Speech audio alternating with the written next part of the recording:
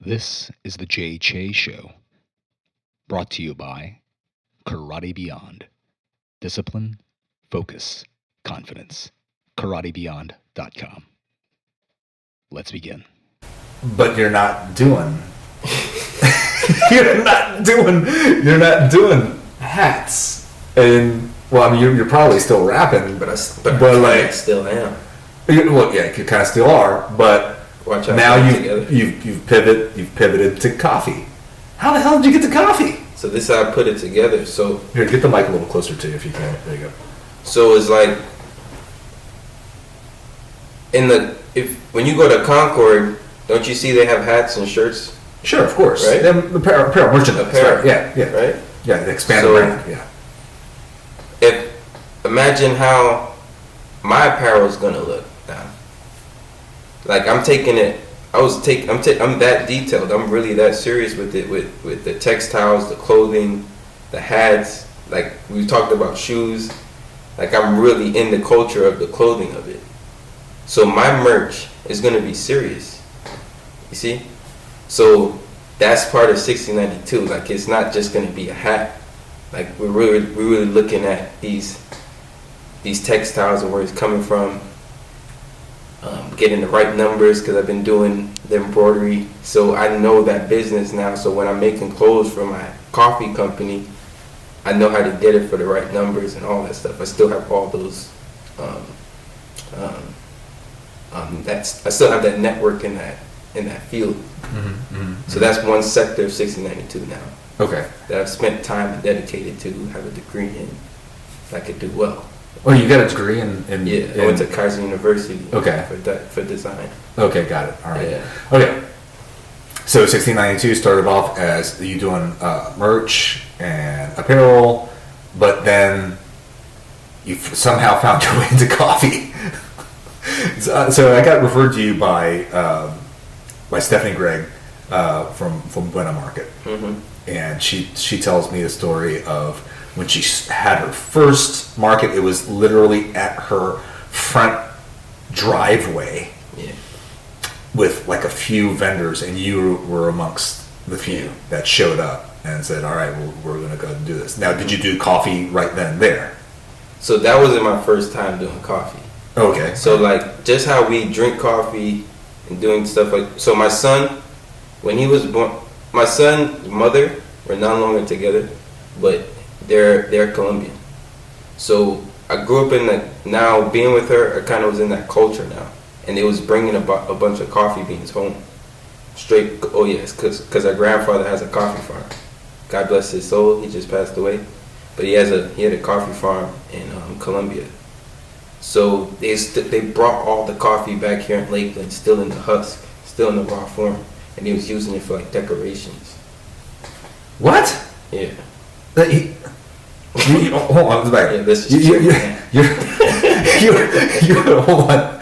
Your grandfather, who recently passed. My son's mother's. Okay, your son's mother's grandfather. Yeah. Right. Has a coffee bean plantation. Yes. In Colombia. Does he? I mean, is it still in the family? Yes. All right, and this is where you're sourcing all your beans from. No longer. No longer. Man, why'd you separate from her? Why'd you separate from her, man? She You know, you had a connection to all the coffee. I still do. Okay. I mean, we have a son, and they love me. And I'm making coffee. All right. Okay. All right. So the connection is still there, but they was only doing work in Colombia. They wasn't exporting to America. None of that type of stuff. So that's why the beans that was there was just decoration. What? So okay, I'm sure there's like legally, like exporting, importing. I mean that's a food, right? That there's got to be like a bunch of regulations and hoops that you have to go through in order to get that bean over here. So I guess you got to stay in the kind of up and up, unless you're like. So it was just like little small batches they would bring in their suitcase and put in vases and stuff. So I would look at that and I'm sitting around. I'm like that's just free money just sitting there. if I learn how to roast it, so I learn how to roast it. And so you just so getting back to your son's grandfather who brought these beans as just to bring it here, not to roast it, just like as the decorative type thing. You thought to yourself, well, that you can make money off that, and so now that's when you started roasting coffee beans and started doing it yourself. You wanna know what I used? Yeah, what'd you use? Popcorn popper. Well, say it again. A popcorn popper. A popcorn popper to roast the beans. Does that actually work? Yeah. Yeah. And it works very well. Okay, all right. Very, very well. Okay, Like the same exact way that you could roast coffee commercially, you could do it the same way with a coffee, whatever. Like Popcorn. Okay. Well, how is it normally done? Like in a big roasting drum, and it's going around and it spins, and you basically have to, and you check it and you have to look to see the color of it, and that's how you know. So using a popcorn popper taught me so much about coffee, because it's about the crack, like when the bean starts to lose like the layers of their skin, and the inside you have like a first crack, a second crack, a third crack, and the third crack is when you're getting into like the roasting process, and the smell starts to change, and it's just a wonderful experience. Yeah. Okay. And then from there, within like a minute or so, it can change roast from light, medium, dark. So I just started learning it, and just learning it, and just making coffee for myself and for my family and friends. And it just started off like that for like a year. I wasn't thinking about doing any coffee. I just like to get things for wholesale. You know, the whole retail arbitrage Amazon thing. Yeah. So anything that I get into, I started getting into drinking coffee, I guess, in college, just being in college. So when I get into something, I try to figure out how to do it on my own too. Yeah. Hey, Drew, now that the coffee thing is kind of taken off a bit, I mean, what's the next level? What's the next step for you? I just want to put everything together within my brand. So like my sneakers, I'm talking to kids about like there's people who's doing like restorations and customizations on sneakers. So I want to collab with that with my brand. I want to help design that. I want to have a place where you can like bring in your shoes and get it customized. Like if you have an old dirty shoe, bring it to life again. I want to do stuff like that in the shop. I want to have my merch and my apparel, so you can have like cool clothing that's representative of the brand of 1692. Like one of our tags is like, when you have confidence, you can conquer anything. Mm-hmm. So I really want people to feel confident when they wear the clothes and when they drink in the cup of coffee. Just like when you I feel like people are confident when they drink Starbucks or even just holding the cup. It could taste like shit. Can I curse? Yeah, you can curse. Taste like shit. Hell yeah. Go ahead. But that Starbucks logo, you kind of look at and shine. Right. Well, I mean, the Starbucks is like if you know, I'm guilty of drinking way too much coffee, but Starbucks is like it's almost like a social. I don't know. It's like a badge or something. Right? Yeah. Right. Like you have the discretionary income to go out and get, you know, a $5 latte. Yeah. You know, versus, you know, going to, I don't know, Krispy Kreme and getting 99-cent coffee or something. Yeah. And it's mainly the branding, because the more and more I started learning about the coffee. Now Starbucks Reservoir, they got different types of Starbucks. Yeah. So like the Starbucks drive-thru is not the only one that we go to. Like the ones in like New York or the one in Paris and London, like the bigger ones, where you see the roasting process and all that going on. Now that's more like third wave coffee brewing. Third wave coffee brewing is like Concord, where you see where it's more intimate. You see people making pour-overs, you know, more manual brewing, more different brewing methods. They do more of that at the Reservoir ones. So like that's not the experience most people are getting when you go to Starbucks, because you're trying to get something quick. So a lot of their beans are not even fresh. You know, a lot of their beans is like really dark, really over. You think Starbucks has shitty coffee? Is that what you're telling me? Yeah. All right. Yeah. I mean, but it's like one of those things where it's reliably shitty. Yeah. Right? It's like there's a certain I don't want to call it buzz, although maybe it is buzz. There's like a certain unmistakable taste that you get from having a Starbucks, like regular like pike roast, right? Yeah. Versus that you just, for whatever reason, I don't know, man. Maybe it's the drug. Maybe it's the caffeine content that I'm like hooked on. Because there's a big difference between a Starbucks cup of coffee versus any other place like Dunkin' Donuts or McDonald's or you name it. Sometimes it's how it's prepared too. Sometimes like they think about like majority of the drinks is not mostly coffee based. It's mostly milk and sugar, syrups and caramels and chocolates and right. People like mostly, the Frappuccino type stuff, whatever. People really like the dessert. Yeah.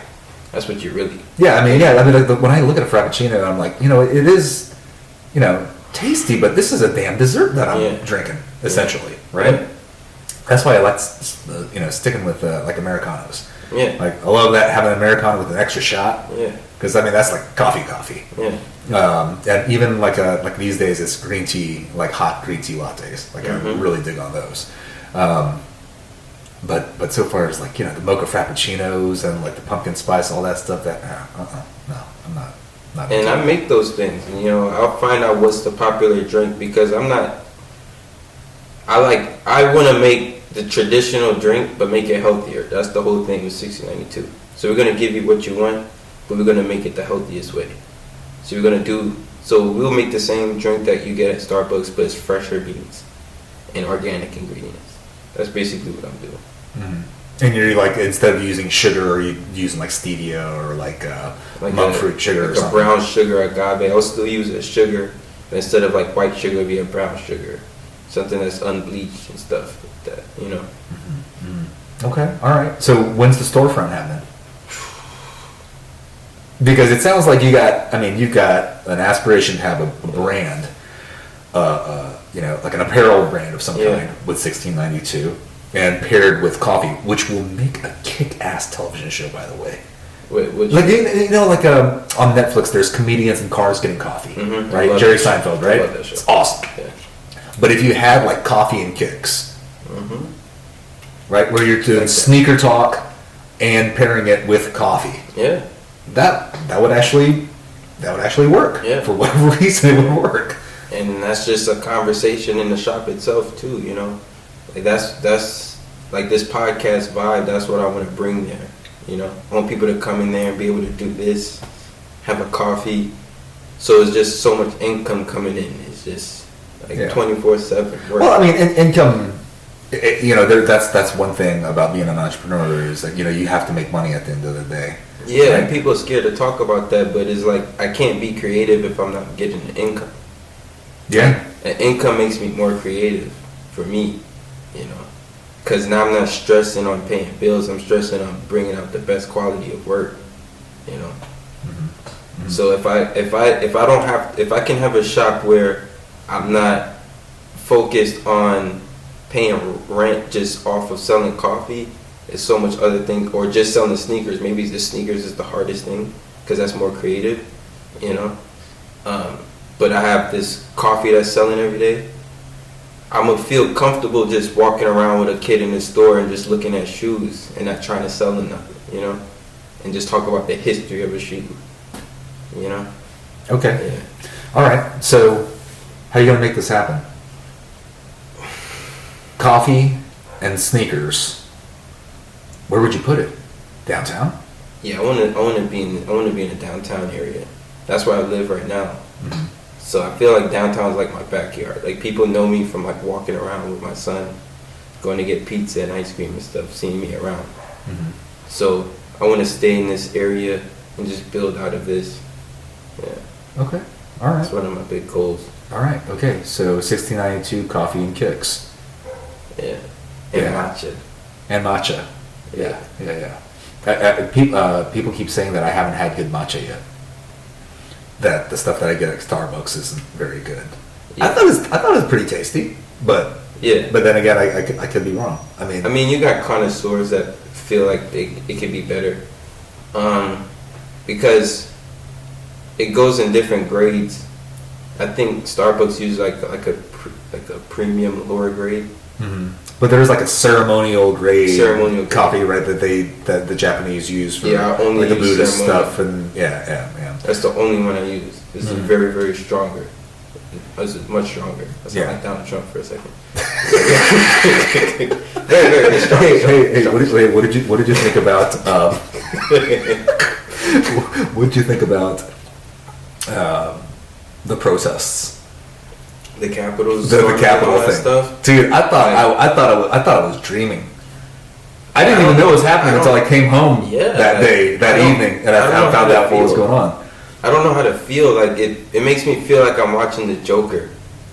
I hadn't seen that yet. I heard it was good. Yeah, there's a scene where I'm pretty sure a lot of people seen it, but That's fine. it's like the anarchy part, right. and it's like when everyone starts wearing green hair and stuff like that, and the whole town goes crazy, and he's like happy, and he sees it going on. I felt like that's what Donald Trump was doing when he saw that whole thing going on. You think he was happy? Oh yeah, I think he was at the screen like, oh yeah, like I think he was like getting like, you know. Yeah, a small part of me wants to say that he was indeed happy that he got all those people together. How could you not? Yeah. See a whole bunch of people wearing red hats. That's like Joker seeing a whole bunch of people wearing green hats. I have to watch that movie. Wearing masks and stuff. Yeah. I saw something about the Q. It's called the Q. QAnon. Yeah, like I don't know. I keep hearing about it too, but I don't know much about it. They serious. It's not good. It's not good. I think I saw a brief headline recently. The FBI, they tracked down, or they found out there was like an organized effort to go to different capitals all across the 50 states. I think it was like through Parler or something like that. Really? Where the FBI caught wind of it and they stopped it from happening. Wow. Which is, dude, that is some apocalypto type shit right there. Yeah. Like, that stuff is serious. Yeah. I mean, every presidential cycle with a new incoming president, you know, people talk about, make sure you stock up on bullets. Mm-hmm. Make sure you stock up on your firearms, right? Because the government's gonna come take your guns and bullets away. What's that? Do you have a bunker? I wish I had a bunker. I want a bunker. There's a bunker. my mini bat cave over here. No, man, I got guns and I got bullets. I got a lot of them. Yeah. You know what? I think it's just being about using it. Well, I mean, being about using it. It's a matter of as a United States citizen and upholding the Constitution and Bill of Rights is a right of every citizen, and the right of every citizen is to be able to defend yourself. Yeah. Wait 1 second. Yeah. Since you said that, I wanted to talk to you about Cobra Kai. Okay. You're watching it? Dude, I finished watching season 3 on January 1st. My kids and I sat there and watched the entire thing. I love this show with it's all so my heart. good, right? It's so good. I love it. Did you see all the old movies? So I was a big Karate Kid fan. Mm-hmm. The first one. Yeah. But I never really got into like the sequels of it. Right. The sequels weren't very good. You know? They weren't very good. Yeah. I don't know. I just didn't get. But I did see the one with Jaden Smith. That was really good. I mean, even though it was like a different play on what it was to be Karate Kid and all. Which I mean, but hey, man, that kid's a hell of an actor. Yeah. Dude, that boy's so good. I mean, Will Smith's son. The scenes of that? Yeah. For him to prepare for that? Yeah. Like, whoa. Yeah. But yeah, I have a 6-year-old son, and he's really into karate and all that stuff. Why don't you bring him by my dojo? Yeah, I believe I was telling you one day you was getting your haircut. We have the same barber, Evan. Evan? Oh yeah, Evan Dell. Yeah. Like briefly. Oh, that's right. Yeah, that was you when you walked in there. That's right. Okay. Yeah. And Evan's gone to. He's gone to Colorado. Colorado. Yeah. Evan, love you, man. Great cuts, man. You know what? I got my haircut today. Finally, from somebody else. Oh man. I felt like I was cheating. I felt like I was cheating on my girlfriend or something. Yeah, I know, right? I did the other day too. I didn't want to say nothing, but since you're talking about it, you know. Well, no. So Joe. So the next best stylist for guys is Joe over at Woodland, and he's in the same plaza as Karate Beyond. Okay. Woodland Salon. The dude's got. Hey, I mean, Evan's got skills. This guy's got mad skills. He's really good. Really? Like, really good. Like, seriously good. See, this is the culture right now, what we're talking. Barbershop, music, coffee, clothing. Yeah. This is the culture right now. All right. Okay, so get back to Cobra Kai. So, did you watch the entire third season? I watched first, second, third.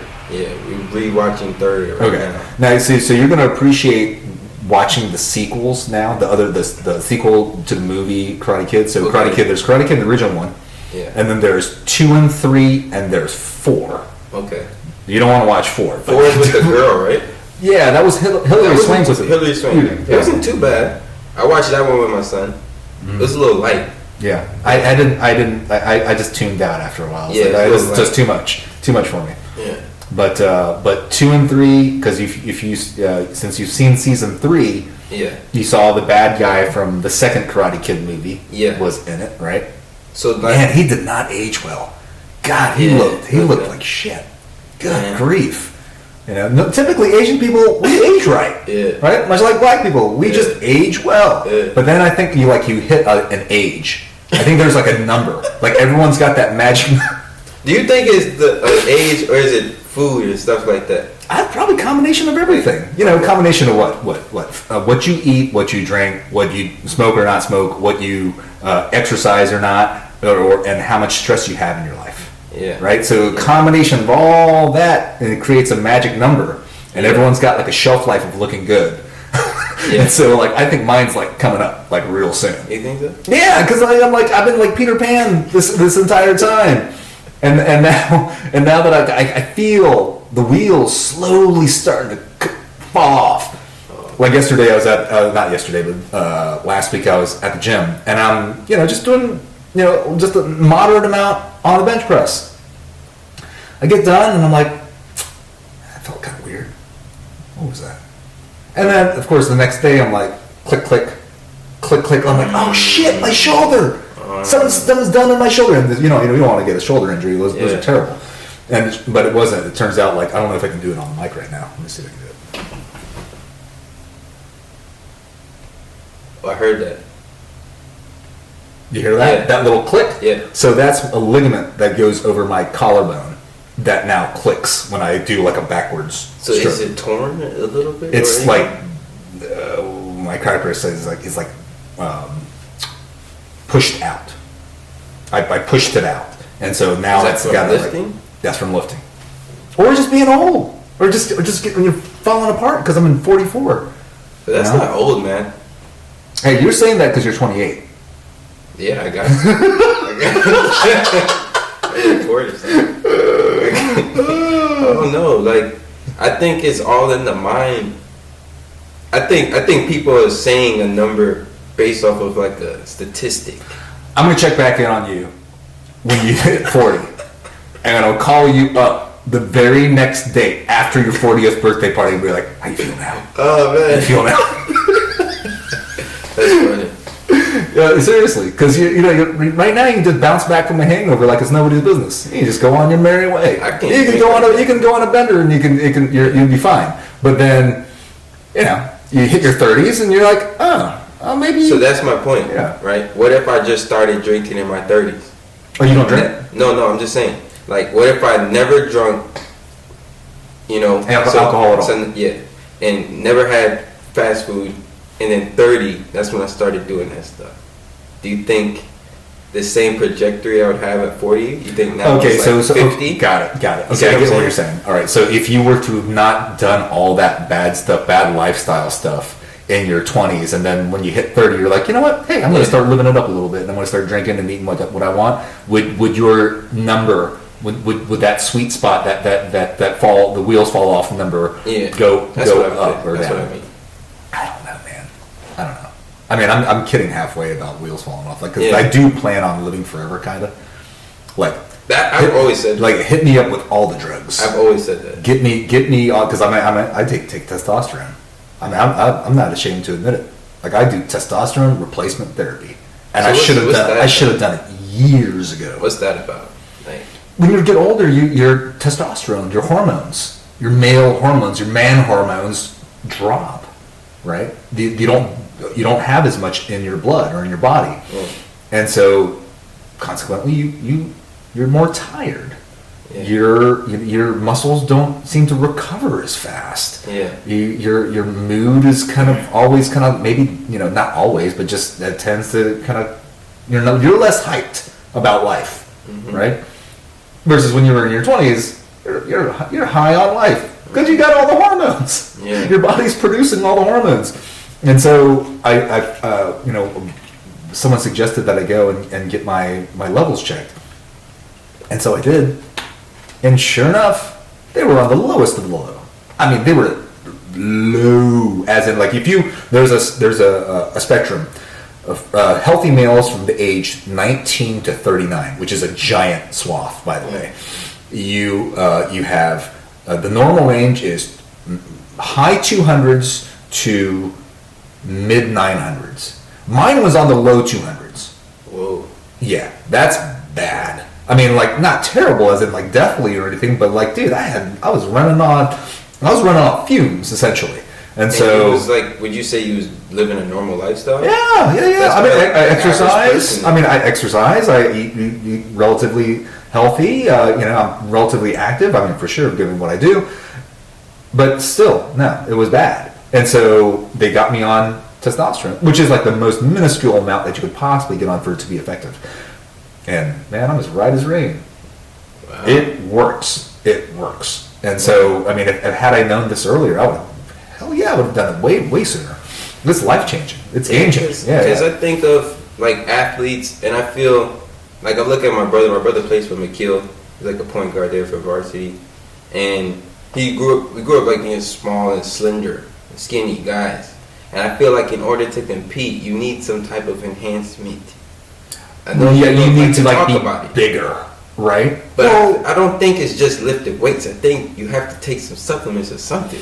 I mean, there's ways to do it, right? I mean, those guys that are like really keen on supplementation, there's ways to, like, gain muscle mass and whatnot. I mean, I've never been. I mean, look, man, I'm 5'0" on a good day.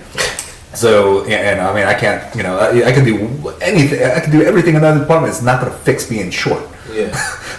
Which is like, it's like a curse, right? Like, you want to be tall. Like, being tall is, you can see over the other animals. You know what I mean? So, anyway, I digress. But yeah, man, I'm all about living longer in a better fashion. Yeah. Like, I don't want to be in my 50s and 60s and be tired. Yeah. And not want to go out and do stuff. Like, that's a curse. Like, why are you living then? Like, if you're not going to go out and do stuff, and why? That makes me think about the Neuralink. The Neuralink stuff with Elon? Yeah. That's going to change everything. It's like, it's not making you smarter. So for those people that don't know what Neuralink is, so Elon Musk has a brain internet computer interface where you're able to plug into the matrix, essentially. And when you're plugged into the matrix, you will be able to process that information. Like, the best analogy would be a water fountain, right? Oh, okay. Water fountain. If you turn on the water fountain, there's only a maximum amount that, if you go to your sink, there's only a maximum amount of water that'll come out. Yeah. No matter how far you turn it, right? It stops right there. Well, with Neuralink, you can turn it up even higher. Whoa. You can make the flow even faster and greater with more volume, and you'll be able to process it. Whoa. So that whole, remember Matrix, Keanu Reeves Matrix movies? It's when he gets plugged into the Matrix for the first time, he's like, and all of a sudden he's like, oh, I just learned Kung Fu, right? And like, that's it. You're going to receive and be able to digest all the information in a quicker time. Like downloading a book. Like right now we download a book to our phone. Now we'll be able to download a book to our brain and remember it. Because one thing I remember in Matrix, it was someone controlling that person to get that software, basically. So what if they download something to make us want to be murderers or something? Yeah, that's the bad part. That's the part that scares the shit out of the rest of us. Yeah, it's like you're downloading software, right, onto your hardware. Yeah. What's to say that they're not going to implant a virus and that just makes people homicidal and control or mind control to right? do something? Well, that would be mind control. Yeah, it's mind control. But I mean, that's like some scary like neuromancer type stuff. But in the here and now, though, I mean, that's to be able to download information. Yeah. So let's so quickly. Yeah. So if we talk about the positive of it, like that's what I'm more focused on that too, because I'm thinking, I feel like that's going to eliminate school. Yeah. Yes and no. Download the first grade. Right. In your head. Well, I think what a lot of things are missing, and I think it's slowly starting to peel away from society, is social interaction. Yeah. And interpersonal relationships. Yeah. Because, man, I can't tell you how many restaurants or coffee shops or where have you, where I, I'll go up to a counter, and I'm not going to tell which coffee shop this is in town, but if you're hearing this, you know who you are. You go up to the counter and you say, and instead of the person greeting you saying, "Hey, welcome to the coffee shop," well, how can I take your order today, or something like a greeting of some kind. The guy sits there and just looks at you.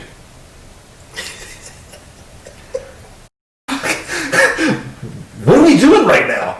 Why are you just looking at me? Aren't you supposed to say hi or something? Oh man, you don't know how much I hate that stuff. Do you get that too? I hate that stuff. Right, as a young person, you can be like, hey, that's really socially awkward.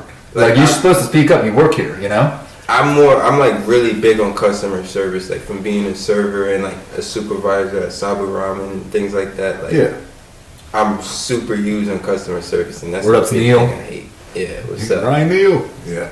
I hate that. And you're supposed to talk. You're supposed to be regular, normal. Like, hey, how you guys doing?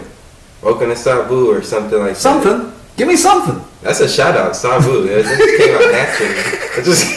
Dude, I love Ryan, man. He's doing good things. Yeah, I learned a lot from him. Yeah. Yeah, man. It's just like I think I see more and more disconnect with younger people. I don't think they know how. I don't think and a lot of them are scared or shy. They timid to just say hi. Like guys don't know how to talk to girls anymore. They don't know how to just. Hey, guys talking about. I've never had game, so I never professed to have game. But that's not even having game at all. It's having game, right? It's just not to be able to have a friendly, platonic, social game of some kind. That should just be normal. That's why I think schools are important for that. Yeah. For that element alone. It is. College, my wife and I go back and forth as to the validity of going to college in the future. And I now that I think about it, and I can think more in terms of the social aspect, I'm like, you go ahead and go to college. You're most likely not going to use that degree anyway. Mm-hmm. Let's just face it. Go to somewhere cheap. Go and party. Go have fun. Mm-hmm. Go get crazy. Don't get arrested. Don't lose your mind on psychedelics or something. But go out and enjoy your youth. Have you ever done psychedelics? I wish I had. I think I missed out. But now the boat has passed. Like mushrooms, does it appeal to me right now? Not from a recreational standpoint. Okay. But from an opening standpoint. But from being able to understand or be able to peer in different perspectives into the universe standpoint. That's what appeals to me about it. And I don't want to do it because it scares me. Yeah. Like, it does scare me. It's like you know, that from the accounts that I hear, some are really, really positive and fantastic, especially for those people that have like PTSD and certain traumas and what have you, which I don't think I have ever had, but then again, I don't know.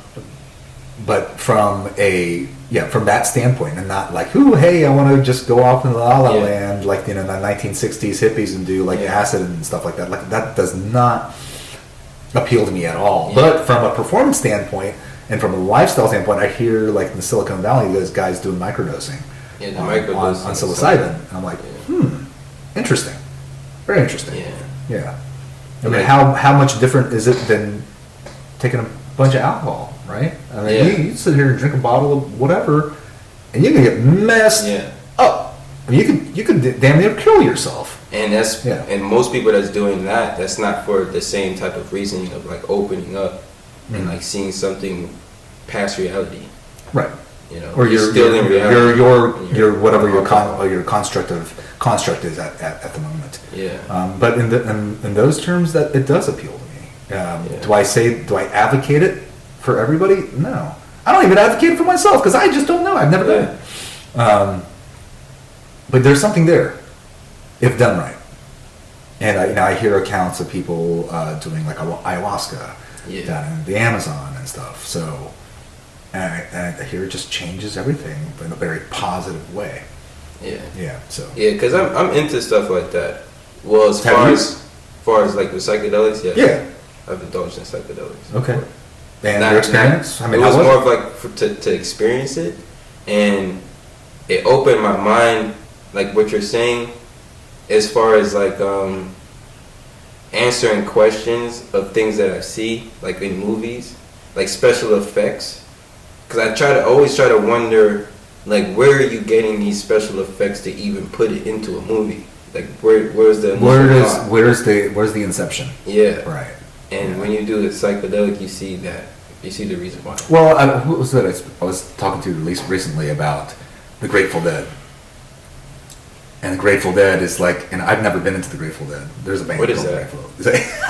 So there's like a jam band. So it's like a guitar, rock, but it's not exactly rock though. It's like anyway. So there's bands like them and Fish with a PH.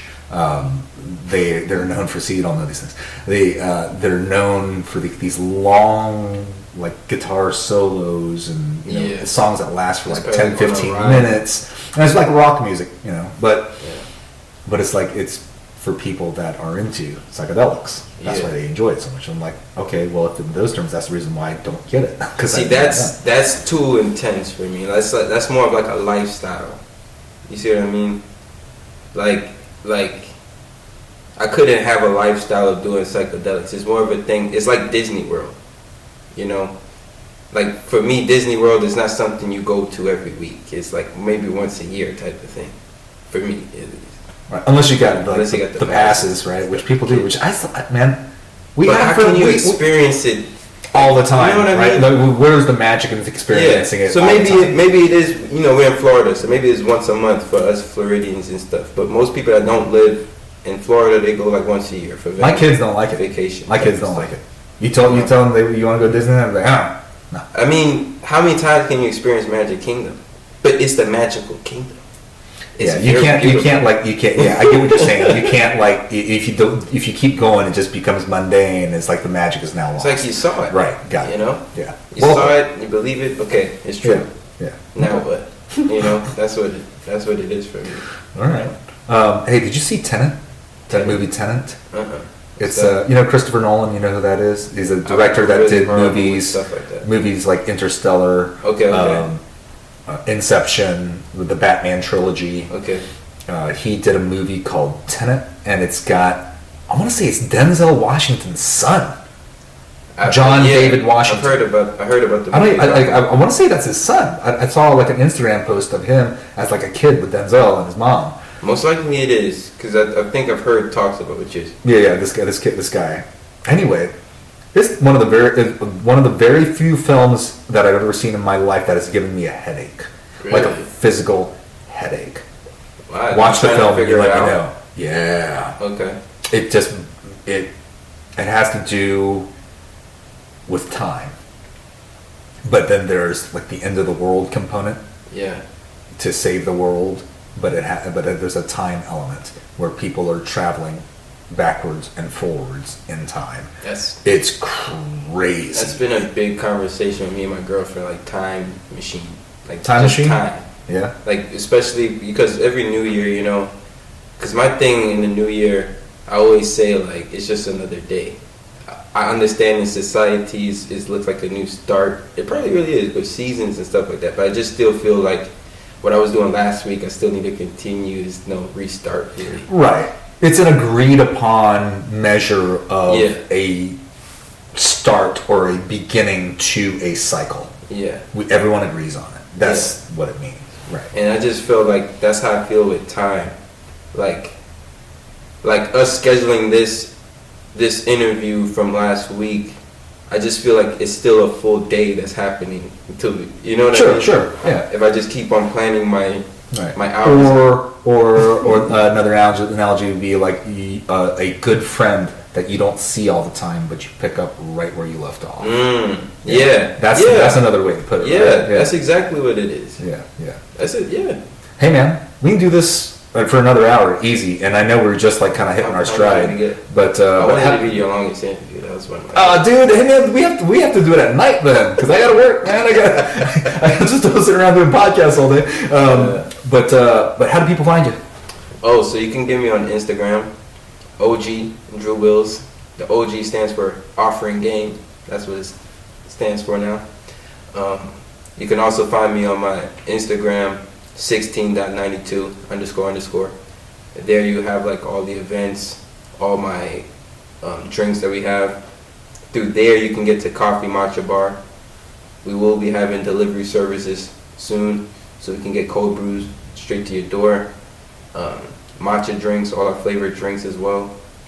What we have coming up next is we're going to have an article in Winter Haven Magazine. Been talking with them. Haven Mag? Yeah, Haven Mag. Shouts out to them. Yeah. We're working with Catapult. The Kitchen Incubator. So we can do some pop-up events out of there. Plan to do more stuff with the joinery and the pulled porker and just do more creative work within the city. Right on, man. Thanks for coming. Thank you. Yeah, man, it was fun. Conversation. All right. Thank you for listening to the Jae Choe Show. Brought to you by Karate Beyond. Discipline, focus, confidence. KarateBeyond.com.